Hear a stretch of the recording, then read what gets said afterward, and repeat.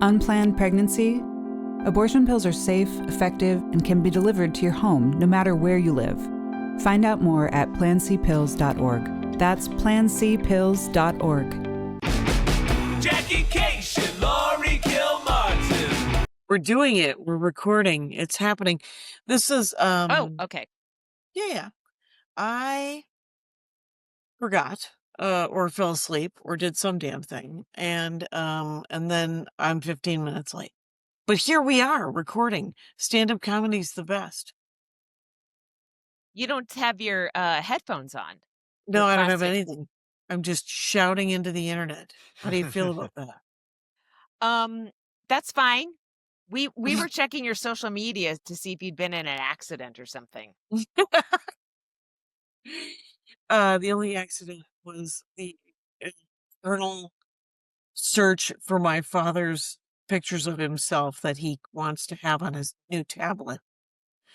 My sister gave him a new tablet, and then I switched his old tablet to his new tablet, and he missed out on. He was like, "Well, why didn't all these pictures of me also switch over?" And so then I had to email him.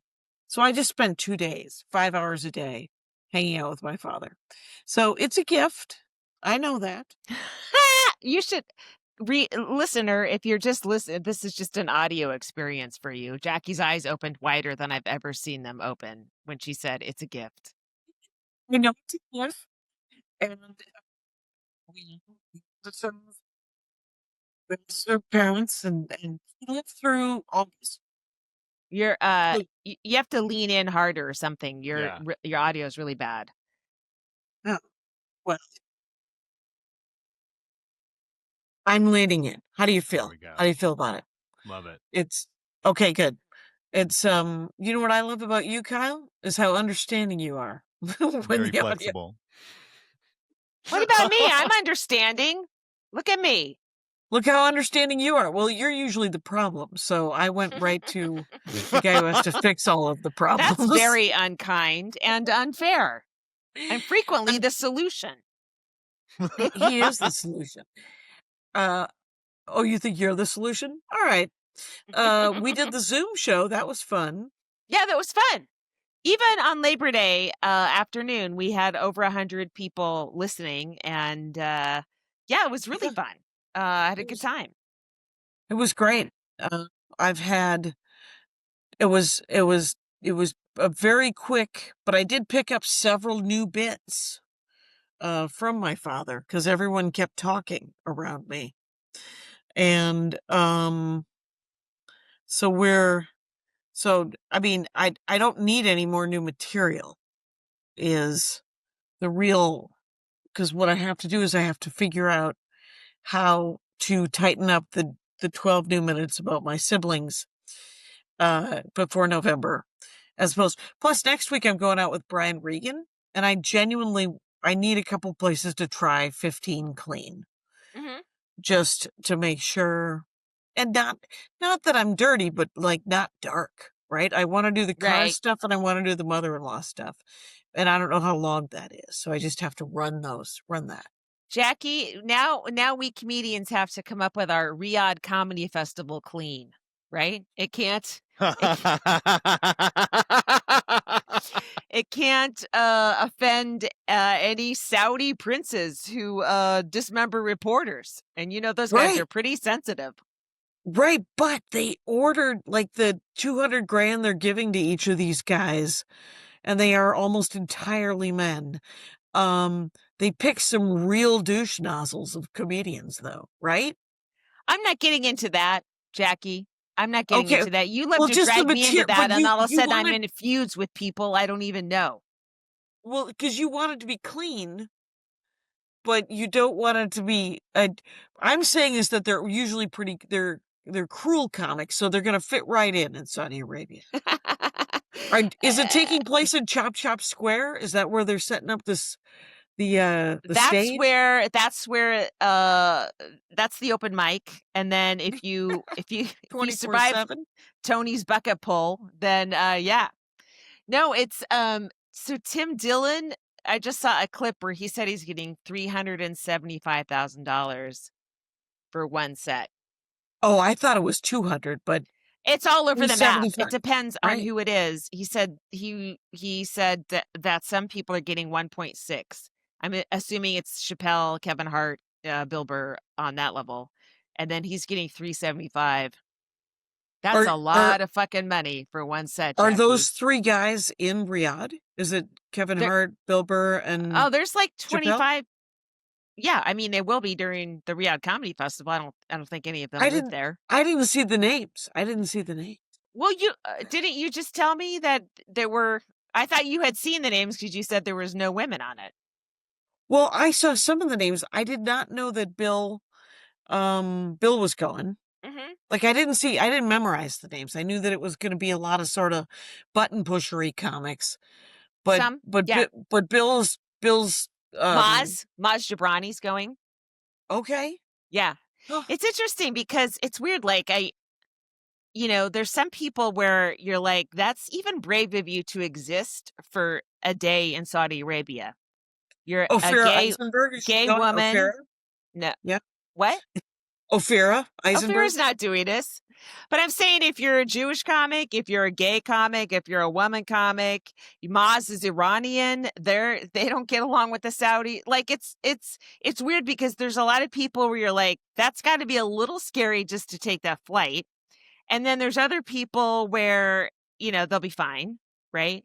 And I'm more than anything, I'm just curious about what they're allowed to talk about. Like Sammy Obeid had to cancel a show in Singapore. Did you see this at all? Okay, so he was talking about this on Twitter, which I know you left. So he's supposed to do a show in Singapore, and gosh, I forget something he had said or whatever. They canceled it, or he had to cancel it. There was a cancellation because of what he wanted to talk about or what they wanted him not to talk about. And then he posted about it, and then the nation of Singapore got mad at him. Like Singapore, is that the country that got mad at a female comic a couple years ago? Was that Singapore where or was it Malaysia? She made a joke about the Malaysian Airlines thing, and a whole nation, I think it might have been Malaysia, got infuriated with her. Well, now the government of Singapore was like coming at Sammy Obeid, a comedian, Mm-hmm. So one that most people have never heard of, Sammy. I mean, we know him. I think he's getting traction. He's doing pretty well, actually. No, he's got plenty of traction. Yeah, he's not super famous Chappelle. Yet. Yeah. No. But can I still mention him, or do we only talk about uber famous I don't know why that was even brought into the conversation, Jackie. Well, because the fact that a government would care about a guy who isn't at that level, like it's a pretty basic level for them to be getting all meddling. Meddlers love to meddle, and they don't care if you are a high status or low status or medium status. They like to suppress. They do like to suppress. All I remember is Maria telling the story, and she's told this publicly, so I'm not. She went up at some festival in Singapore, and they told her she couldn't make fun of the government. And so she made fun of the U.S. government and then said, I was told I couldn't make fun of the Singapore government, but I can make fun of my government. And she got off stage and they said, you can't say that you can't make fun of our government. Yeah. So that might be why they got mad at Sammy. I don't know. Yeah. So it's weird. I mean, comedy is going, it's very popular internationally. It's one of our, American art forms that is being snapped up by other countries, and governments are like, what the fuck? It's just one person at a mic talking, that's pretty scary for some governments, right? Mm-hmm. But it's weird because I keep thinking, like, in one sense, this Riyadh thing, it definitely is part of Saudi Arabia's desire to whitewash and just make you forget that they do horrible things. They do horrible things publicly that we know about, and they do horrible things behind the scenes, when they and Donald Trump are putting their hands on a glowing ball, and doing deals and stuff like that. Like, they're bad on every level. Right? So wait, but they did this is a government sponsored festival. I don't know exactly, but I don't think anything there isn't government. I don't think there's anything that's just, someone put up a show in their backyard and booked comics, right? It's Well, all, when I it's did huge it money. It's huge Right. money. It's not troops. Okay. No, I Yeah. did it for troops. Yeah. And, but I mean, the princes in Saudi Arabia, the princes in Kuwait, Mhm. all of this oil money, these prince guys, they will buy, one song from, the biggest I know. pop star They'll in the have world. Beyonce Yeah. go out. Yeah, they have all these pop stars that you may not even realize will go out for $1 million to sing at some kid's birthday party. Right. But it isn't Nobody knows about it. nobody knows about it. In this Yeah, case, it's that's a great relatively, point. it's relatively public, I It's think. public. Yeah. It's weird because, they have golf tournaments there. They have all the major golfers coming out. They have tennis tournaments. They have all the major tennis players. I don't know that I haven't followed like who's saying I would never do that, but it seems like everyone's sort of like, Cash a check. I know. Is that, and those are huge checks, right? Right. You could buy a house. No, not in America, but still Well, 1.4 million. no, Jackie. I don't know if you looked at, no, you can't. No, I there's was nowhere just in America. I was just in South Milwaukee, Wisconsin. You can get real nice right on Lake Michigan for less Oh, than 500,000. really? Yeah. Jackie, I might cut And bait one of these days. and the liquor store of my childhood. That's right. The liquor store of my childhood. It was we lived on the main Dragons in South Milwaukee next to a water tower. Yeah. In this very dumb apartment. And right next to it was the liquor store that I would go and get my mom cigarettes. And then right next to that, it was a gun store for a long time, had a drive-through gun store. It was also a Catholic Christian reading library, little room for a while. But Really? whatever. It was nice when it was King. What a flexible building it is. It's very it housed flexible. all sorts of different businesses. I guess my favorite duo was when it was Kings Row Liquor Store and the gun store, and you could do a drive-through. And there was no drive-through. I think I made it, but I think back in the 80s, I used to make a joke about how that was all that was needed, was one more that would have made it if it were a drive-through, because I think there is such a thing in Texas. Anyway, but now, and I just did this, I went to breakfast or I went to coffee with, it turns out 100 years after high school, I've changed enough that I can have social skills with the people I went to high school. Okay. Cool.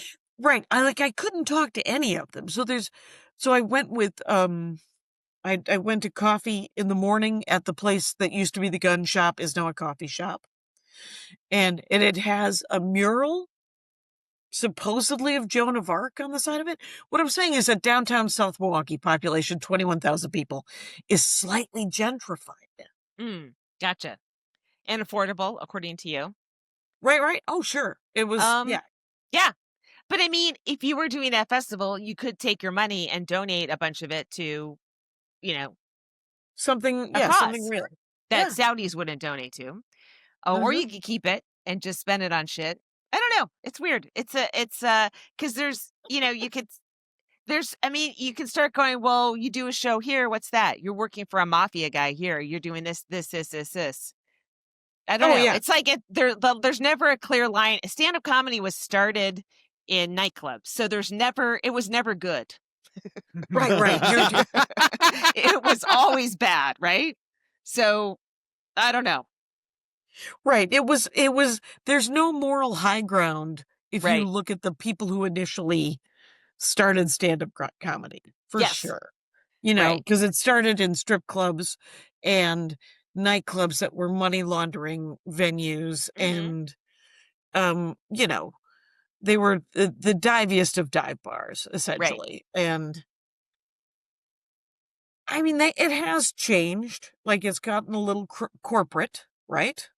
where things are being hidden yes. behind chicken wings and taquitos. Yeah, by upstanding club owners and club chains that don't book women or don't book this or don't book that. So that's also shitty. Like Right. if we're doing, you can't. Why are you working this re-out thing? It's like, well, why do you work this chain if it has 10 white male comics in a row? Why do you work it? You should boycott it. I mean, it really, it's a dirty business. It's a dirty business, and you take the check where you take the check. And if you can't, I was talking to, because I did the Bend, Oregon thing with the Grindhouse guys, and I was just talking about how, at a certain point in your career, if you, like, I'm loath to say never, but I could almost guarantee that I'm never going to be a huge star.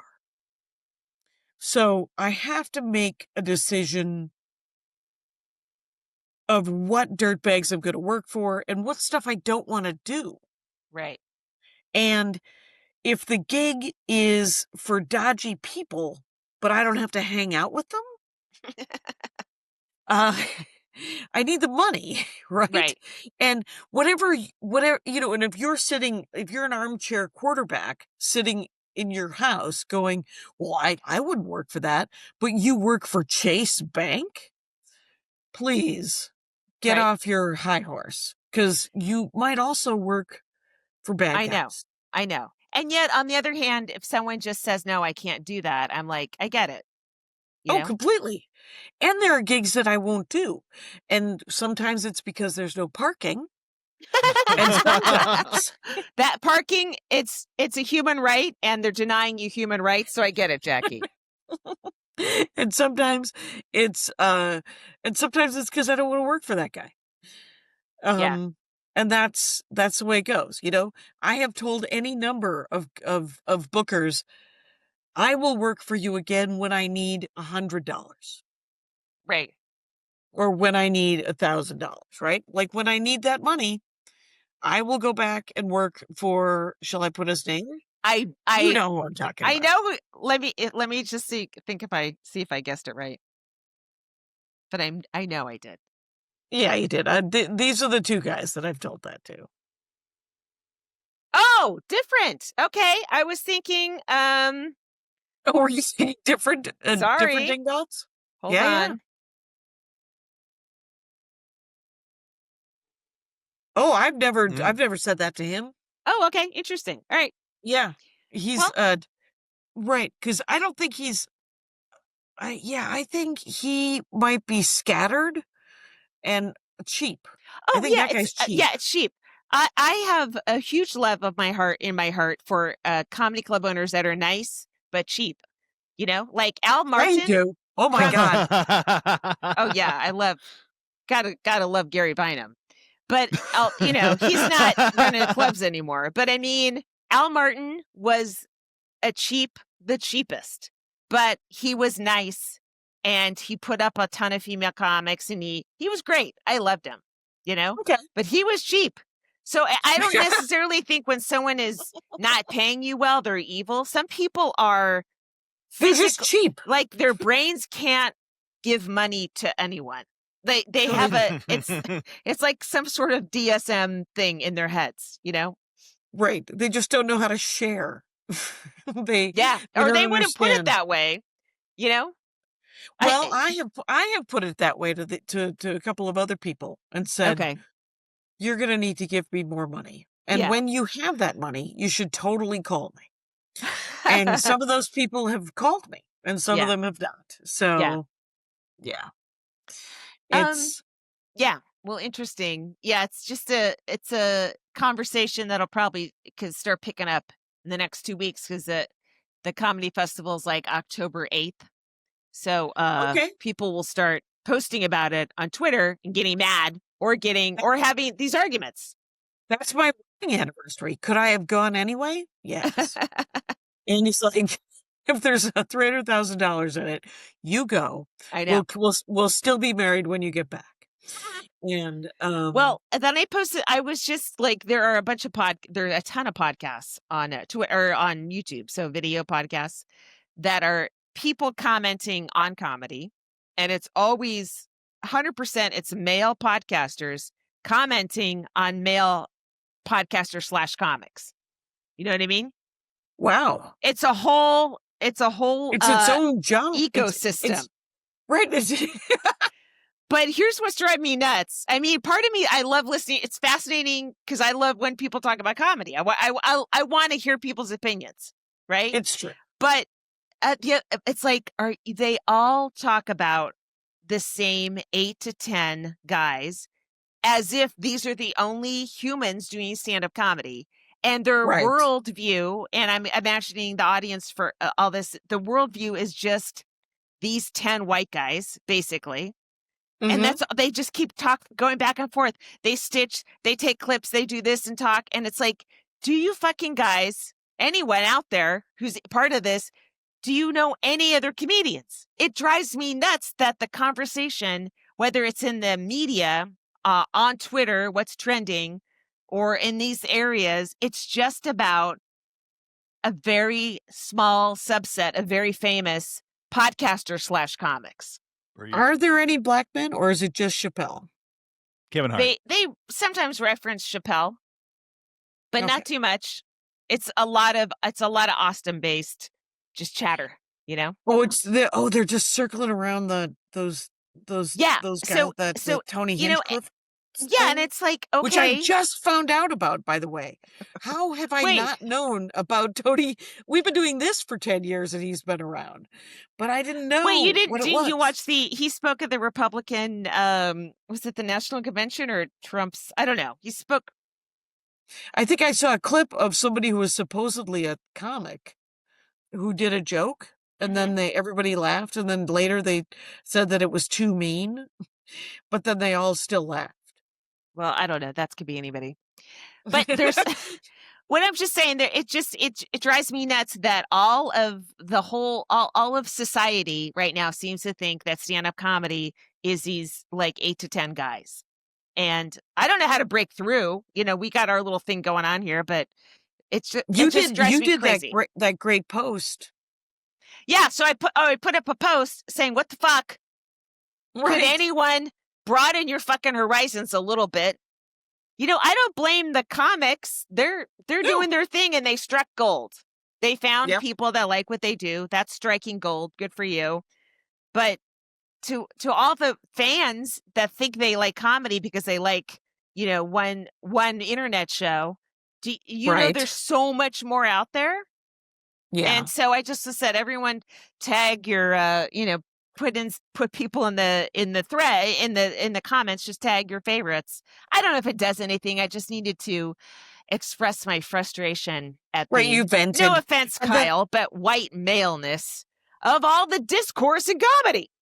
Well, I did start a label so that I could put out more people's records.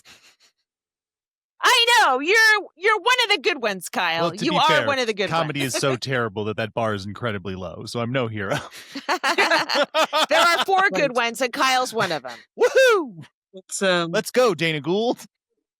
But I will say that I reposted that rant of yours, and you got 5,000 views on my page. Oh, well, thank you. Sure. And I would have collaborated, but there's no way to collaborate after the initial posting. Yeah, I don't like to drag other people into my, shouts into the universe. Who knows if you want to be associated with it? So, it's true. Just keep it to myself. I've ignored so many collaboration offers. Don't get me wrong. Yeah. Did you get to do some stand-up this week? I did. I already ripped out my calendar. I had a really fun show. I have an old-fashioned one of these things, a desk calendar. Right. And I dramatically, on the 30th or 31st of every month, rip the previous month and throw it away and move on. Wow. How do you do your taxes? I have an accountant, and I don't use, this is just for me to know when spots are. It's not like, yeah. Oh, because I write off, like mileage and stuff. Oh, I don't do that. Mileage. Okay. Really? You still do Yeah. that? Yeah, I drive to gigs. That's all I do. I know, but still, I mean, that's a lot of paperwork. Right. I'll just let the government have that. Yeah, I guess not. I guess I'm not willing to let the government have that. I did a Marijuana Anonymous show on Friday night. That is just one of the benefit-y kind of shows, right? Mm-hmm. And weirdly enough, they were filming it. I was like, well, I'm not in Marijuana Anonymous, so I guess it doesn't matter, except for that this is all new material. I prefer you not to record. It seems like the people like that aren't like hip to what comedians want. You know what I mean? Like, right. No, they were not. They were not particularly. So, but we're amiable to be told, hey, don't record me. right. And I did the podcast with I think his name's, you know him. Tom Sawyer does the tech. Wait, Brian? Cobbs? Tom Sawyer? What do you Yeah, mean? Cobbs, Tom Sawyer does the tech. Brian Copeland. Copeland, that's it. What do you mean the tech? Oh, the podcast. Oh, their podcast. Yes. I do. Yeah, their podcast. And I did it with, now this is the problem with me falling asleep and not prepping at all for this podcast. I'm so sorry. Because Jan Karam was on the show. But also another comic who we had never met, another woman comic about our age. And she was very funny and very angry. And we were talking about maybe working because Maureen Langen. What's her, what? Maureen Langen. That's it. You've never met Maureen Langen? No. What? That's nuts. No. I know, that's what she said. She said, I've never met you. I've heard of you. And I was like, well, your name is familiar, but we have never met. And, but because she's West Coast. She was in New York for a very long time. She and Corey Kahaney had a radio show in, say, the early 2000s, like a morning radio show where they're trying to get kind of like a, female DJs, I guess, in the morning, radio hosts. And so they did it for a couple of years. It's pretty intense AM stuff. She has a radio history too. And she's done a couple one-person shows. Her parents are from Ireland. Her dad was a New York City garbage man, and she has like 11 siblings. She's from the 1800s, but born in the 1900s. She is a caricature. Yes. Of Irish Catholic Americanism. Yes. And her name is Maureen. It's all there. But also what's funny is so she came out to the West Coast, I don't know, maybe 10 years ago or something. And then she started going out with Tony Modica, who used to own Rooster Teeth Feathers. He was the original owner. His mom was the original owner. And that back then it was a music venue that did comedy once a week.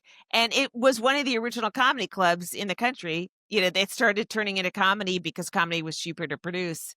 And Tony ran it forever, And I was like, oh, you guys are a cool couple. I like that, So Maureen went out with him? She does now. Yeah. Oh, they've been together for a while. Okay. Well, that's amazing. Yeah, they're cool. She's cool. She did America's Got Talent. I think maybe a year and a half ago. She got pretty high up, So that's cool. Yeah. Yeah, she's good. She's good people. She's very funny too. But they didn't ask me to do it this year. AGT. Yes. Well, what happened before? Did you try it before I forget?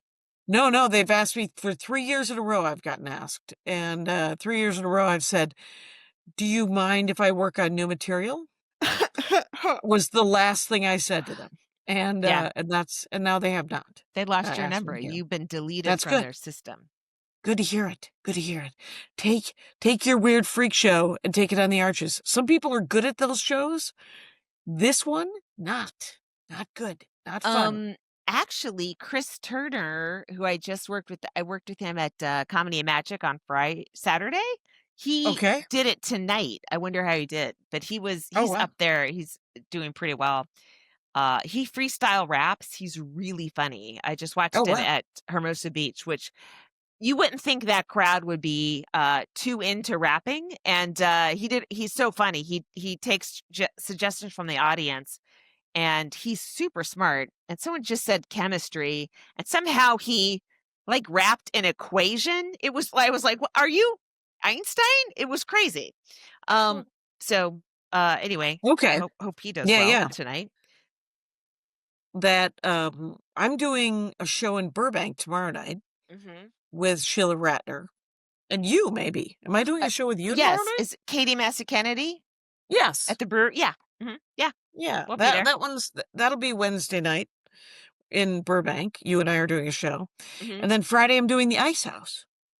Oh, cool. Picked up a set at the Ice House because I emailed the guy and asked him how to submit avails.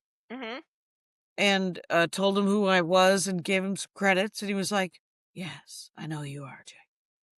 And I was flattered. I was like, oh, I am known. And he's like, just send me some. And then he offered me something, but I'm on the road. Then he offered me this Friday. And so I'm going to do that. Cool. I love that. I'm at Flappers on Friday. And then my son leaves for his 3 months abroad on Friday. All right. Morning. And then Saturday, I don't have a spot. Or I do have a spot on Sunday at the Dynasty. I'm doing Dana Gould's show at the Dynasty. But Saturday, I don't have a spot at the moment. And I will be alone in a void, like an astronaut, just floating in outer space, not connected to the earth or humanity. But with your dog, your faithful dog at your side. Yep. She's going to be shell-shocked that my son is not around because they're freaking frack. I'm going to have a traumatized dog on my hand and a traumatized me. Because she doesn't have to ever stay alone. Because she's alone a little bit. He used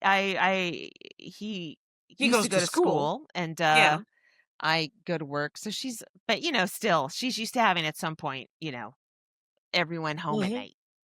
Yes. And it she won't know why he's missing. It'll be weird. I wonder, I'm like, what is she thinking? But you can't start wondering what a dog is thinking. I think you've crossed what the a line dog when is you thinking. do that. The dog is thinking, are you going to finish that? That is the only thing the dog is ever thinking. That's funny. You should write that Should I do down. that on? Yes. Should I do that on stage? Yeah. I will say this. I have spent several days with my father, and no one else was around. It was just my brother and his wife went away for their 45th anniversary of meeting. And so I stayed at a Hampton Inn by the Milwaukee airport. And then and Darla drove through from Chicago. She had to go deal with something with her in-laws. But so we had lunch yesterday. Yeah. But for the most part, I'd pick my dad up at like noon or 1. We'd go to breakfast. He's sleeping in these days. But he's got to live through August, right? That's his big thing. He did. And it's September. Okay. September 2nd. I know. He's got another 11 months. And but we, I drove, essentially I drove him the long way around all over Milwaukee as he pointed to places that he had sold windows and doors and siding and roofing and awnings to. And some of the conversations were amazing. And some of them were, of course, irritating because of parents. Right. And 5 hours in a row each day. So, but this was both irritating and hilarious because, I used to tell the story of how Nancy, my stepmother, he never told her that he had 6 kids. And my dad, of course, has all of my albums. And he's like, you say that about Nancy not knowing that I had 6 kids. She totally knew that I had 6 kids. I mean, when we met and I said, you told me how you met, you said that your cousin Humpar was hitting on her. Wait, Jackie, slow down. You'd like to back up to the word Humpar? Yeah.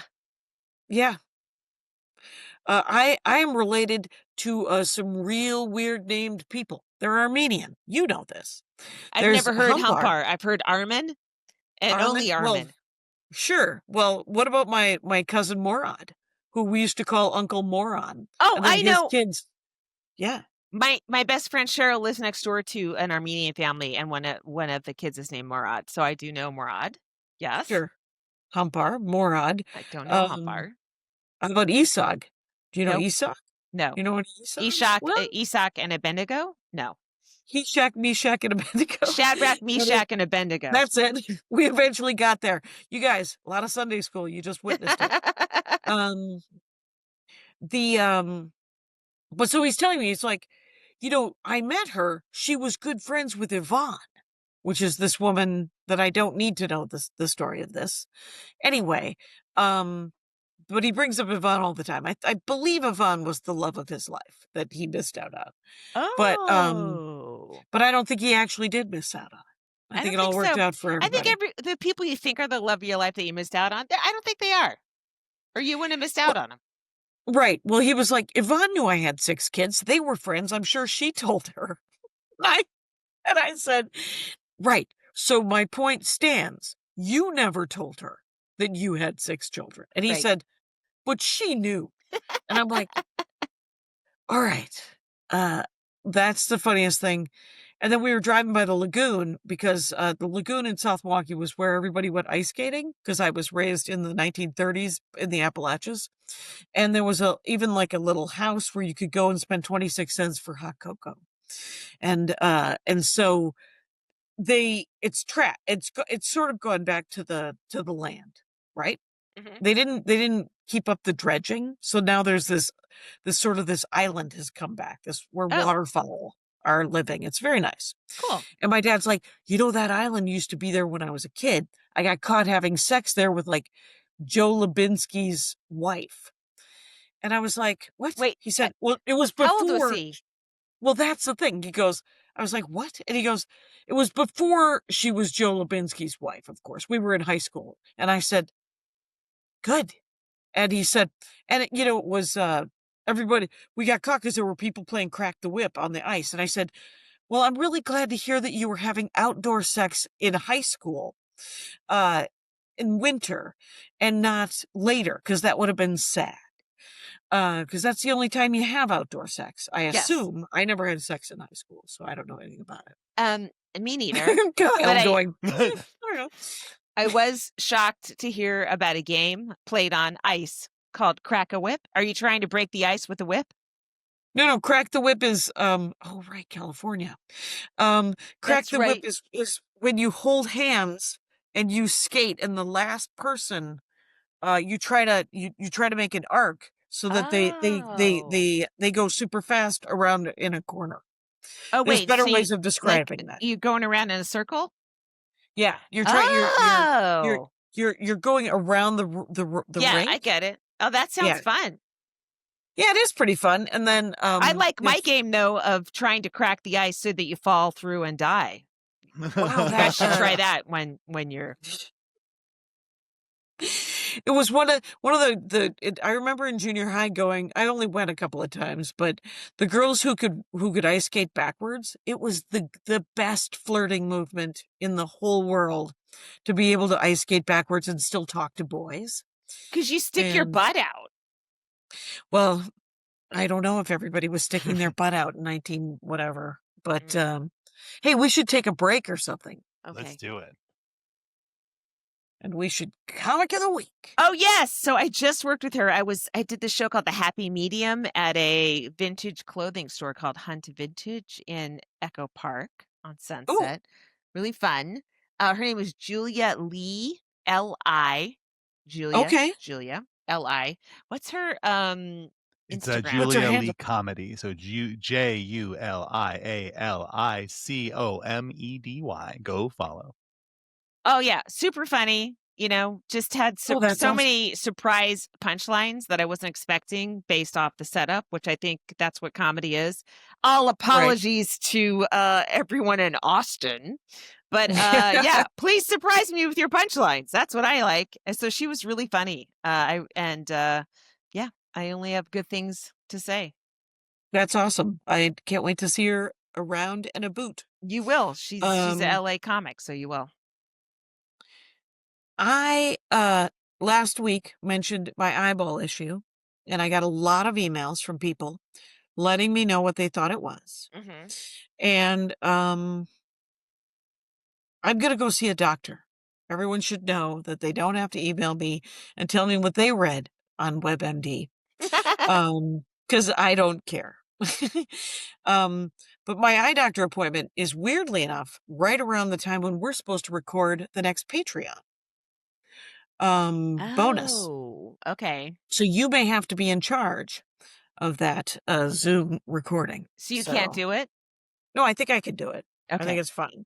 Okay. But I might be doing it much like I'm doing this, which is shouting into the internet. And ad hoc, sort of wildly in a doctor's office or something? Can't know. So I was flying today through Salt Lake, and there was 2 super whitey Magoo British dudes at the next table over from me as I stopped to get a cup of coffee and a little, just something for breakfast because I was up so early. Mm-hmm. And it was my connecting flight because there's nothing direct via Southwest or Delta from Los Angeles to Milwaukee. What Maybe the fuck? JetBlue does it? No. No? No. I don't know. JetBlue flies to Milwaukee. Right? They may not even fly to Milwaukee. But the 2 guys were talking about, the guy was talking about how he had moved to America like 10, 12 years ago, and he had loved it. And now he's trying to talk his wife into moving to England because he doesn't want to be here for this. And yeah. Yeah. And the guy was like, and it just makes me sad because I love America so much. And I was like, yeah, we all love America so much. And they're they're breaking it. They're breaking it up. But yeah, it feels intractable right now. Like I left my phone at work, so I had to listen to the radio on the way home. And NPR was just saying that California lawmakers, didn't pass a bill that would stop AI from, landlords from using AI to, artificially inflate the prices of rents. And it's like, what's the point of having a democratic state if all the Democrats, since they're safely in office, start acting like Republicans? And it's like, how we can't do this in California? How are we going to get anything done? Right. It's almost as if people had forgotten the purpose of government. I mean, I took this class in college. It was Thomas Hobbes and John Locke talking about the reason why government was invented. Yeah. And even those 2 guys who disagreed about how government should be used, agreed that it was created for the protection of the masses, Right. And, Thomas Hobbes was he was a king guy. He was life is nasty, British in short. Yeah. I was thinking, never mind. He was that guy, but he was also to the wrong word. Yes. and he was a big believer in the rights of kings. And that's Thomas Hobbes. And then John Locke, of course, was like, well, no, the people should rule themselves. And the reason we do this is, and it was softer. But even Thomas Hobbes was like, you have an obligation to the people to protect them and to make sure that they, that their lives are guarded from, domestic and foreign terror. Right. And so, and that's 1600s. Which we don't do. And I think that our leaders have forgotten that. Yeah, that's one thing I want my son to. I've never lived out of the country for 3 months. I want him to get to, like, maybe after a month, you're like, oh, I don't have to worry about a mass shooting here. Like, you realize, like, even when I was like there in Europe for a week, there was one time I just saw something on the news about a shooting in the United States, and first of all, it's like over there in Crazy Town. And you're like, oh yeah, I see how it seems crazy to you people, and then you realize how different it feels to not worry about that stuff just after like a week or two. And I hope my son can really pivot and from his point of view and go, you know, maybe it feels better to live in a place where I don't have to worry about something like that. Yeah. It's I had lunch today with Melinda Hill, and I thought she was in Arizona. no, she went a year ago. She moved she decided to go on walkabout because she had a sort of a personal, and she wrote a solo show. Yeah. She did it at the Elysian. And but she lived in Bali for 3 months, I think. It was, and she did stand up, and she worked at these different wellness resorts. Oh and my she gosh. also have a couple of clients here in LA that she does remotely. And we were talking about doing road, internationally, just kind of the sort of the Tom Rhodes kind of thing of it. And I guess Tom he told her that it was super lonely and he didn't know if she would like it. And she was like, well, I'm already lonely. Let's just, let's just take it on. Right. And so she lived in Thailand.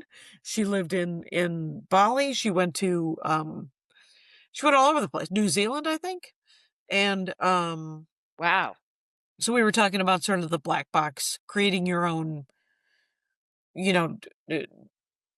gigs as you travel around the world. And I remember Tom did that. He did it for like 5 or 6 years. Yeah, he had stuff in storage. He didn't have a place in the United States. Right. So that holds some allure. Yeah. But especially if comedy-wise things have just plateaued here in the US, like, oh, you guys skipped us then? Okay. I mean, why stay here? I mean, I have my job and I love it, but like whenever that ends, why would I stay here? Why don't I go to Europe and try it? Oh, it's funny. After I posted that thing on Instagram, Tara Kilbride, who we've had, I believe is Comic of the Week, she's an American in Berlin. She's been there for a long time. And she started posting about the comics she sees in Berlin. And again, it's just they're European or they're nearby. A lot of them are like she talked about this Iranian comic who, if she said the stuff she's saying on stage in Berlin, in Tehran, we'd never hear from her again. Right. Right. And so she's like, these people are taking real risks, Yeah. And actually putting some of them, their lives on the line to tell funny jokes. And the, how it's just it's just such a different scene. I mean, if you're surrounded by that kind of a scene, that takes your brain in a different place. And I don't know, just this whole, I hope I get a spot here. I hope I get a spot here. It's tiring, Yeah. But I think that the government will at some point in the next couple of years shut down stand up. And in the US and talk about in the US for sure. I mean, he can't take, he's talking about taking the vote away from women. He certainly doesn't want us doing stand up. True. So right. I mean, that's part of Project 2025 is taking the vote away from women. Right. And they've said it out loud. So, I don't hey, let's take another break though. Oh, I hope not. But I didn't think they succeed in taking away Roe. So I've been wrong. Well, and we're back. We're back. And I'll say, hopefully, in the under the realm of hope is that you can't take away. You can't. Eventually, you can take civilization away from this country, but it will just move, right? Right. There is a lot of movement in India, and they're fighting back. The men are fighting back and saying that women shouldn't, there's still chattel and whatever. And, but, people are fighting back. So I think that there's hope. I read a terrible thing Jeff Bezos said in 2023, December, about how the reason he wants to go to space is because he wants there to be humanity in he wants there to be 1 trillion humans in space on different planets, because then there would be thousands of Mozarts and thousands of Einsteins.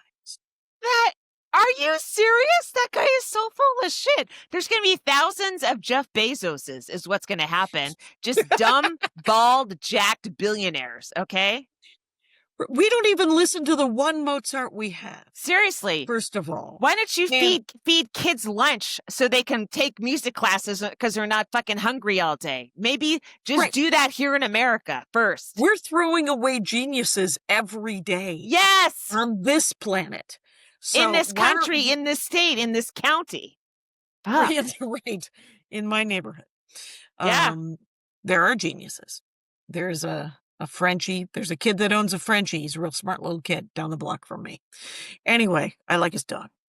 Okay, so I've waited off. But I couldn't believe he said it out loud, because I was like, dude, that is not...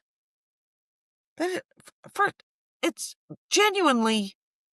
And these guys who want to go to space, the geniuses. He sounds like he's visualizing white people geniuses. Oh, completely. You know the white flight joke I do, but he didn't say 1,000 Spike Lees or John Singletons or fucking Toni Morrison's or something. You know, who's that guy that just did the Scary Movie with Jordan Peele, right? Or Coogan, or Ryan Coogler, the guy that did he do Coogler? Sinners? Ryan Coogler directed Sinners. Yes. Yeah. Showbiz. Anyway, speaking of, I will say this as I weed off into another direction. I have talked on this show about how much I have enjoyed the Thursday Murder Club, the books, the TV movie, optioned by Mr. Spielberg, just aired, is now available on Netflix. Mm-hmm. I have not been this incensed about an adaptation. Yeah, now we're cooking with gas, gang. Since Jar Jar Binks, since Phantom Menace, that's how bad it is. It is, like, parts of Phantom Menace are fun, but for the most part, it is horrible. Mm-hmm. And so it was directed, this thing, the Thursday Murder Club, by Chris Columbus. So it looks like old people Harry Potter, because he directed the first Harry Potter movie. What you don't want to do with a senior development is stick them in a castle with a lot of stairs. Everybody's 80, Chris. Anyway, they changed the story. Sort of like a self-imposed Hays Code, where the guy who commits the murder doesn't get away with it, but the bad guy gets away with everything. Like the biggest creep of they made him even creepier in the movie, but he gets away with everything. Mm-hmm. And what I was watching was 4 Academy Award winning actors and actresses try to use as much charisma as they possibly could to save a script that was just terrible. Just read the books is what I have to reread the book just to fucking get this one out of your head. Jackie, I'm still reading Prairie Fires. I'm telling you, a lot of it goes into, and it's like historically accurate. It's good, but Rose Wilder Lane, who's Laura Ingalls' daughter, I can't fucking stand her. Like, she's just a terrible personality, but she's important because she edited a lot of the books, a lot of her mother's books. They fought constantly. Laura Ingalls, by the way, I don't think I'd like her either. Like, there's most of her personality is in her books. Like, she didn't leave a lot of letters and stuff, but everything she did leave, you're like, I bet she would be MAGA if she were around right now. They both hated Roosevelt. The daughter fantasized about killing Roosevelt, FDR. It's like, what? Wow. And it was like farmers who they're like those that farmer brain where you take subsidies, but you're angry at people that take subsidies. And it's like, But you know, I will always keep those books in my heart, but I don't know if I can keep reading this thing. I don't like either of these people. And Almanzo Wilder is just like, Rose just left and then she never saw him again. I'm like, right. What? For like 10 years you just didn't go back to visit your dad? Fuck. Right. I don't know. Nasty gal. I accidentally started reading. I thought it was going to be great. The woman who wrote Harriet the Spy. Mm-hmm. I thought it was going to be this fascinating story of this sort of outcast child and how she sort of made peace with herself. And it turns out she was the richest girl in Memphis. And the author, what's her name? The author, I can't remember. But whatever it was, because they threw the book out. I was like, okay, you're making me not like Harriet the Spy anymore. So, and I love Harriet the Spy. So I have to step away from the history of this lady and her stupid life. Louise Fitzhugh. No. Yep. It was not good. She's from Tennessee? Mm-hmm. That's such a Memphis, I believe. Yeah. British name. And it was, yeah, they were incredibly like power white society people. And wow. So she moved to New York to get away from all of them, which I was like, oh, okay. She was bohemian. She was a rebel. And it turns out still incredibly bossy and incredibly was not nice to, like, I think her girlfriend. Like, I think she ended up, there was some sort of trouble with the way that she treated the women in her life. And they were, because she was gay. And it was, you're like, oh no, you're a dick. And so I don't want you to ruin Harriet the Spy. So what I recommend is you stop reading that and you read a different book. I might. If you want to continue to love those prairie books. I don't remember. I mean, I read them when I was so young. I'm not going to reread them. I just was kind of curious about her life because she had her success very late in life. Like, I think the book started coming out when she was in her 60s. So she was poor for a real fucking long time. And I mean, you got to respect it, right? But I don't know. I mean, and with the stuff they went through, living on the prairie and being farmers, Jesus Christ, awful time. So, but still, there's no reason to be a monster. I will say, so I've got 2 sets this week, and then next week I'm working with Brian Regan in Boise and Billings, and then I think the week after that I'm doing Bloomington Comedy Attic, and then I think I'm going on the road with Maria. I think I'm doing New York is the one after that. I would like to try to figure out how to do Saturday nights only, like even earlier shows. Just at a club. So I can just dart in, do the show, and then go back on Sunday. Like clubs that have 2 rooms, and have like a smaller room and then just fly out and do that.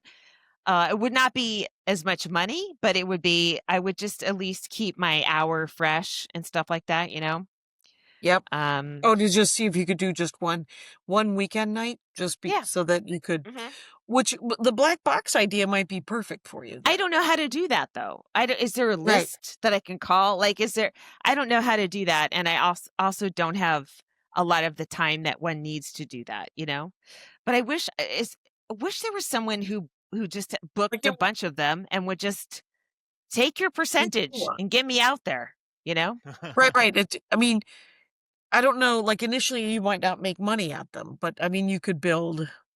Maybe not. If I didn't lose. Right. If you could break even, I bet you'd do them anyway. I can't do full weekends, too many full weekends, but I clearly am doing nothing on Saturday night. So I could be anywhere, Right.